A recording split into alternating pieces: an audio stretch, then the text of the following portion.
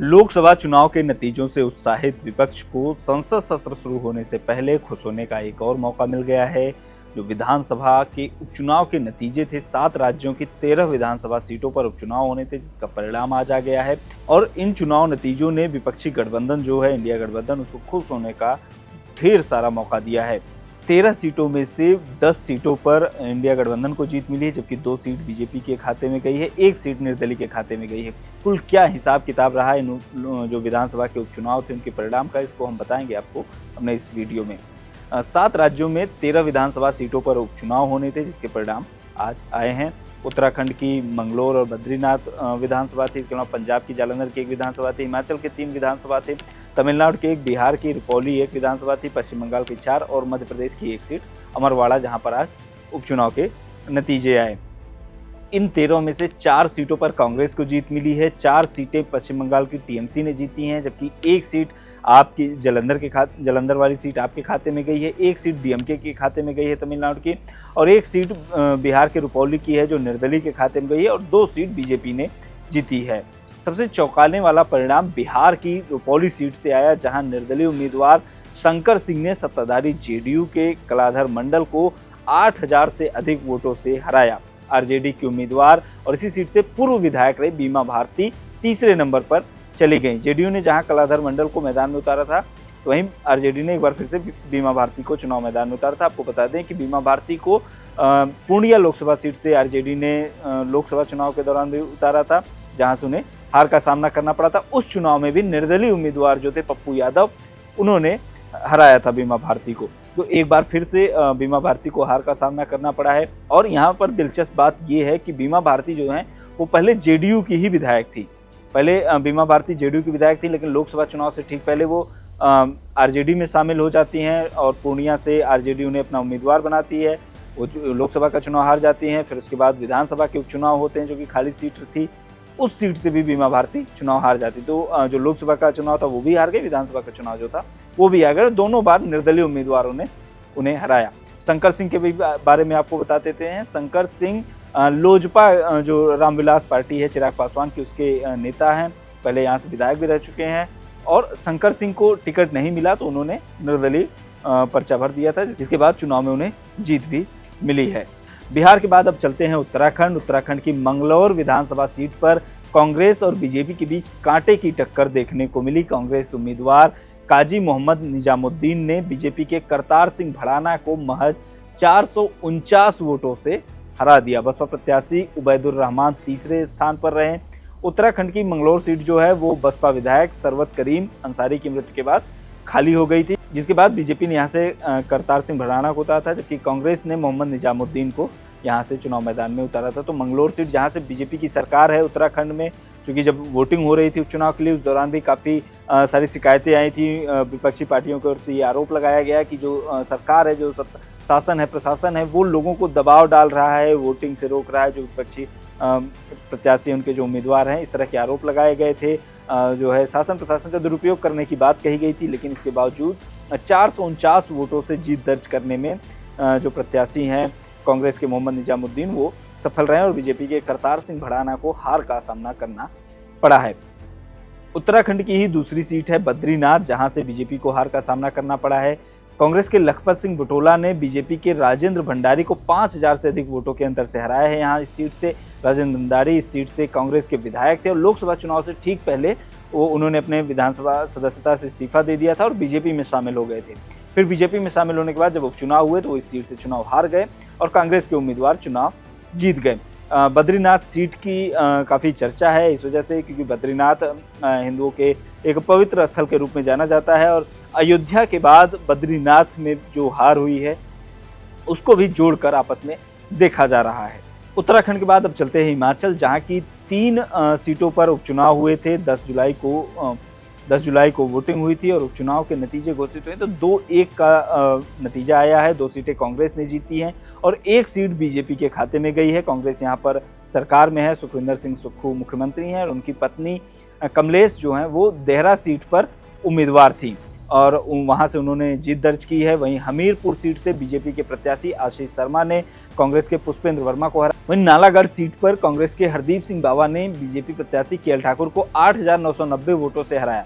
ये 3 निर्दलीय विधायकों की सीट थी जो इस्तीफा देकर बीजेपी में शामिल हो गए थे और फिर इन सीटों पर उपचुनाव हुए और इन उपचुनाव में 3 की तीनों सीटों के नतीजे आ गए हैं। 2 सीटों पर कांग्रेस को जीत मिली है और 1 सीट जो है वो बीजेपी के खाते में गई है। तो जो 3 निर्दलीय उम्मीदवार थे उनमें से केवल 1 ही अब विधायक रह गए, 2 अपना चुनाव हार गए हैं। वो बीजेपी में शामिल होने के बाद उपचुनाव हुए थे।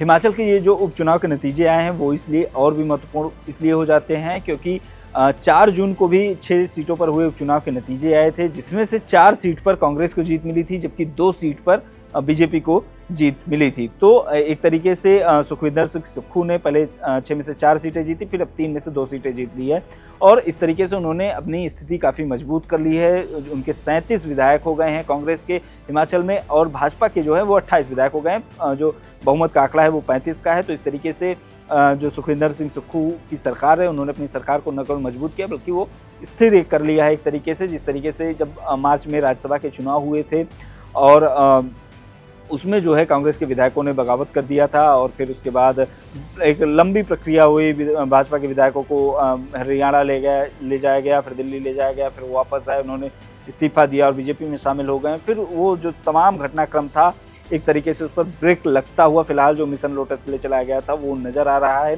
सुखविंदर सिंह सुक्खू ने अपनी सरकार की स्थिति मजबूत कर ली है। हिमाचल से अब चलते हैं पश्चिम बंगाल, जहां 4 विधानसभा सीटों पर उपचुनाव के नतीजे आए हैं। टीएमसी ने उपचुनाव में क्लीन स्वीप कर दिया है।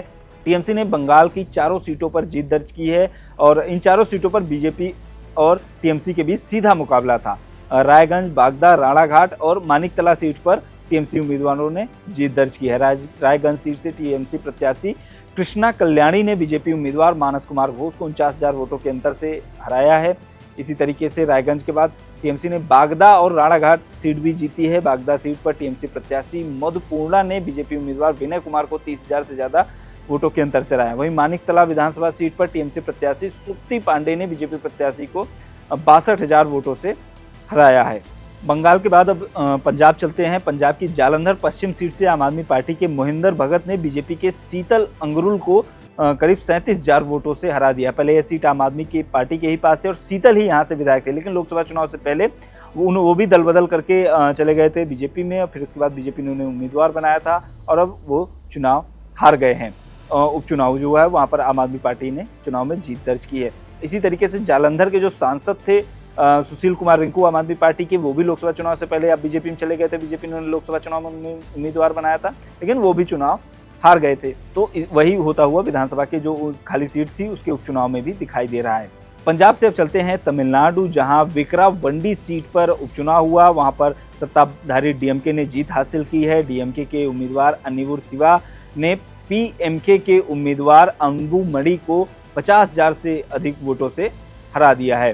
तमिलनाडु से मध्य प्रदेश चलते हैं। मध्य प्रदेश की एक सीट पर उपचुनाव था, अमरवाड़ा, जहां वहां के भी नतीजे आ गए हैं। अमरवाड़ा सीट छिंदवाड़ा लोकसभा में आती है, जो कि कमलनाथ का गढ़ बताया जाता है। पूर्व मुख्यमंत्री और कांग्रेस के दिग्गज नेता रहे हैं और यहाँ से जो पहले विधायक थे वो भी कांग्रेस के ही थे, लेकिन लोकसभा चुनाव से पहले वो भी बीजेपी में शामिल हो गए थे। जिसके बाद यहाँ पर उपचुनाव हुए और बीजेपी ने कमलेश प्रताप सिंह को यहाँ से उतारा था, जबकि कांग्रेस ने धीरन शाह को अपना उम्मीदवार बनाया था और कांग्रेस की हार हुई है यहाँ से, जिसे एक बड़े झटके के रूप में देखा जा रहा है क्योंकि यह सीट कभी कमलनाथ की गढ़ रह चुकी है। और हम सब जानते हैं कि छिंदवाड़ा लोकसभा सीट से बीजेपी के बंटी साहू ने कांग्रेस उम्मीदवार नकुल नाथ को लोकसभा के चुनाव में हराया था।